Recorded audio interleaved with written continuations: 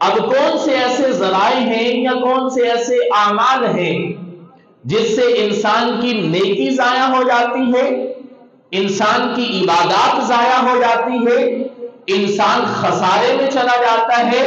یا جن کے بارے میں اللہ تعالیٰ قرآن مجید کے اندر ارشاد فرماتے ہیں کہ ہم نے تمہیں خسارہ اٹھانے والوں میں سے بنا دینا ہے، تمہارے اعمال ضائع کر دینے ہیں، اگر تم نے یہ عمل کیا تو تمہاری نیکیاں ضائع، تمہارے اعمال ضائع، تمہاری عبادات ضائع، تمہاری ہر چیز ضائع کر دی جائے گی، لہذا ان کاموں سے تم نے باز رہنا ہے اور حدود میں رہتے ہوئے زندگی گزارنی۔ پہلے نمبر پر سب سے پہلی چیز ہے جو انسان کی نیکیوں کو ضائع کر دیتی ہے، قرآن مجید کے اندر ایک مقام پر نہیں سینکڑوں مقام پر اللہ تعالیٰ ارشاد فرماتے ہیں کہ انسان کا کفر کرنا، انسان کا شرک کرنا، انسان کا دین سے ہٹ جانا، یہ ایسے اعمال ہیں جو انسان کی باقی نیکیوں کو بھی ضائع کر دیتے ہیں، انسان کے باقی اعمال کو بھی ضائع کر دیتے ہیں۔ قرآن مجید کے اندر اللہ تعالیٰ ارشاد فرماتے ہیں، 24واں پارہ ہے، لَئِنْ أَشْرَكْتَ لَيَحْبَطَنَّ عَمَلُكَ وَلَا تَكُونَنَّ مِنَ الْخَاسِرِينَ۔ اور اس آیت مبارکہ کے اندر جناب نبی کریم محمد رسول اللہ صلی اللہ علیہ وسلم کو مخاطب کیا گیا اور آپ کو مخاطب کر کے ساری انسانیت کو یہ پیغام دیا گیا اور فرمایا لَئِنْ أَشْرَكْتَ لَيَحْبَطَنَّ عَمَلُكَ، اگر آپ اللہ کے ساتھ شرک کرتے ہیں، حالانکہ نبی کی ذات سے یہ امید نہیں ہے کہ نبی کی ذات شرک کرے، اللہ کے محبوب ہے، خاتم النبیین ہے، تمام انبیاء سے افضل ہے، آپ کا یہ مقام اور مرتبہ نہیں ہے کہ آپ شرک کریں، لیکن اللہ تعالیٰ نے ساری انسانیت کو سمجھانے کے لیے فرمایا کہ اے محبوب اگر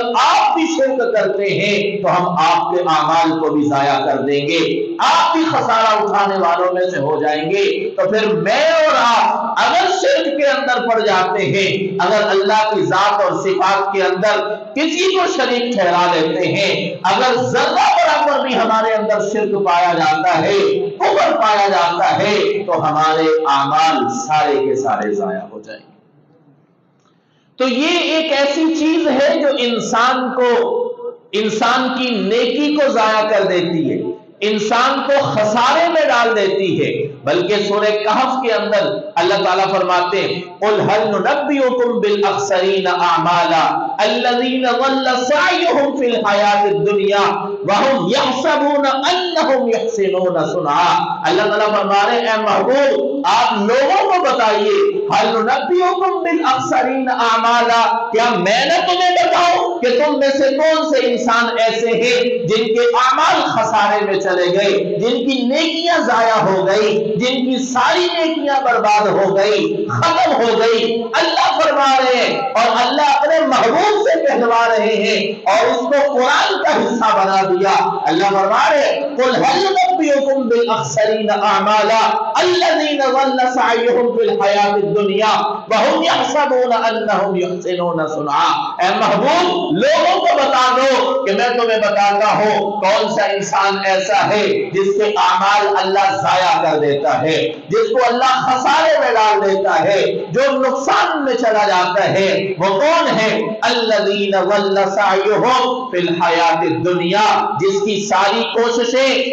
جس کی ساری جد و جہد، جس کی ساری محنت کس کے اندر ہے؟ سعیہم فی الحیات الدنیا، دنیاوی زندگی کو بنانے میں، دنیاوی زندگی کے اندر مست ہونے میں، دنیا کی زندگی میں مگن ہونے میں، دنیا کا پیسہ چاہیے، دنیا کی عزت چاہیے، دنیا کے اندر ٹھاٹ باٹ چاہیے، دنیا کے اندر روب اور دبدبا چاہیے، 5 میری دائیں طرف پھر رہے ہو، 5 میری بائیں طرف کھڑے ہو، میں چلوں تو کافرہ میرے ساتھ ہونا چاہیے، میں گاڑی میں بیٹھوں دروازہ کھولنے والا ہونا چاہیے۔ یہ ہے دنیاوی زندگی، آخرت کی فکر نہ ہو۔ اللہ قرآن میں کہہ رہا ہے الذین ضل سعیہم فی الحیات الدنیا، جس کی ساری کوششیں، ساری جد و جہد، ساری مصروفیات صرف اس کام میں ہو کہ میرا نام بن جائے، دنیاوی زندگی میرے لیے اچھی ہو جائے۔ اللہ فرما رہے ہیں اخسرین اعمالا، ان کے اعمال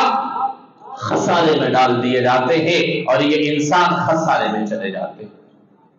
تو اس لیے پہلے نمبر پر میں نے عرض کی ہے کہ شیطان انسان کی نیکی کو ضائع کرتا ہے، انسان سے کفر کروا کے، انسان سے شرک کروا کے، انسان سے کوئی ایسا عمل کروا کے جس سے اللہ کی ذات کا انکار کر دیا جائے، نعوذ باللہ کوئی ایسا جملہ انسان کی زبان سے نکل جائے، اللہ کی ناشکری ہو جائے، کوئی ایسا جملہ انسان کی زبان سے نکل جائے جو خدا کی ذات کے لائق نہیں ہے۔ جیسے عموماً یہ باتیں کہہ دی جاتی ہیں، کسی کی فوتگی پر کہہ دیا جاتا ہے، کسی کی پریشانی اور مصیبت کے حالات کے اندر یہ کہہ دیا جاتا ہے کہ ابھی تو اس کے دل ہی نہیں تھے جانے کے، یہ کیوں چلا گیا، اللہ اس کو کیوں اپنے پاس بلا لیا۔ اس طرح کے جملے کہہ کر انسان کلمہ کفر کہہ جاتا ہے، انسان اللہ کی ذات کا انکار کر جاتا ہے، یا اپنی روزمرہ کی زندگی کے اندر انسان بے شمار اعمال ایسے کر جاتا ہے جس سے انسان شرک کا مرتکب ہو جاتا ہے۔